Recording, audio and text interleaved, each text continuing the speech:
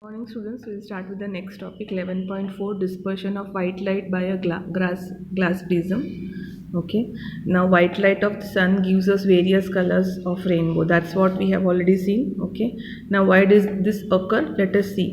That inclined refracting surface of a glass prism. Okay, that shows this phenomenon. Okay, now there's an activity pertaining to the prism. Okay, so when you take a prism and when you focus a white beam of light on the rectangular surface, any of the rectangular surface, okay, what happens is the prism has the probability to split the incident light into band of colors. Okay, so from this surface, this is air and this is glass.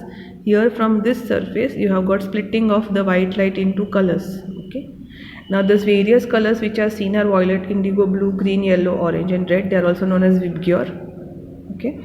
Now this band of colored components from the white beam is also known as spectrum. So they are known as spectrum. All these 7 colors got from this white light. Okay. Now the phenomenon which is splitting of light into its component colors is known as dispersion. Okay, that the phenomenon which is giving us this white light into a spectrum, that phenomenon is known as dispersion of light. Okay, now whenever this white light is dispersed into 7 colored components by a prism, okay, why does this happen? This happens because the different colors, okay, they bend through different angles with respect to the incident ray as they pass through the prism. The red light bends least while the violet bends the most. Now if you see here, okay, from this, okay, there is a bending here. 1, 2, 3, 4, 5, 6, 7. 7 bendings are there. Now from this red light, if you see, the red light bending is minimum while the violet light bending is maximum. So these colors have got different bending because of the different speed of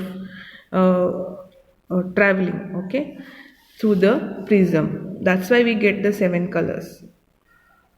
Now this Isaac Newton further, okay, was the first one to use this glass prism to obtain the spectrum of light. Okay.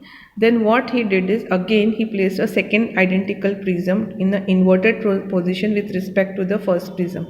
Now you can see here in this diagram, this is the first prism and this is the second prism which is put inverted, and the faces, rectangular faces, surfaces are facing each other.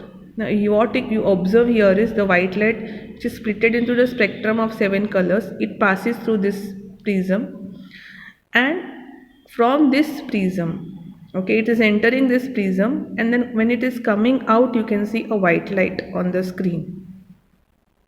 Okay, so just turn the page. So all the colors of the spectrum that are passing through the second prism, he found that the white beam of light is emerging out from the second prism. Now this observation gave the Newton idea that sunlight is made up of 7 colors. Okay, so any light that gives a spectrum similar to that of sunlight are known as white light. So only white light will give a spectrum. No other colored light will give you the spectrum. Okay, now we'll connect this with the phenomenon of rainbow. Now rainbow is a natural spectrum. Now this is also caused by dispersion of sunlight. Now the prism here is a tiny water droplets. These water droplets, they act like a prism. Okay.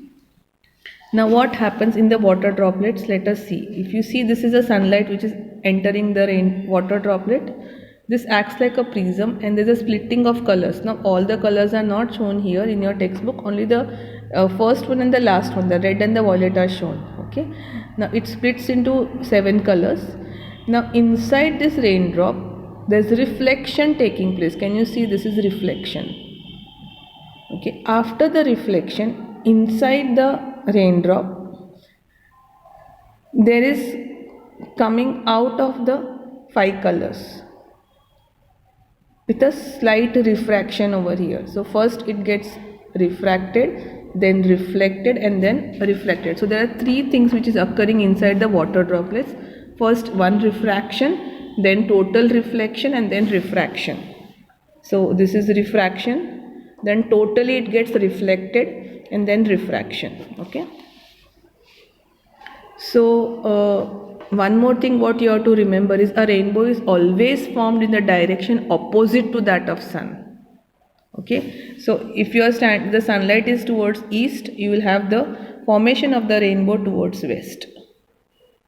Okay, if this is west, then here you will have east, the rainbow. Okay. Now the water droplets, they act like small prism, as I said. They refract, disperse and reflect internally. Okay, and then the rainbow comes out of the raindrop. Okay, the raindrop also can be seen on a sunny day when you look through a waterfall or a water fountain with sun behind you. Okay, so on a sunny day when there is no rainfall, also if there is some waterfall or water fountain, the sun is behind you, you can see a rainbow formation. Thank you.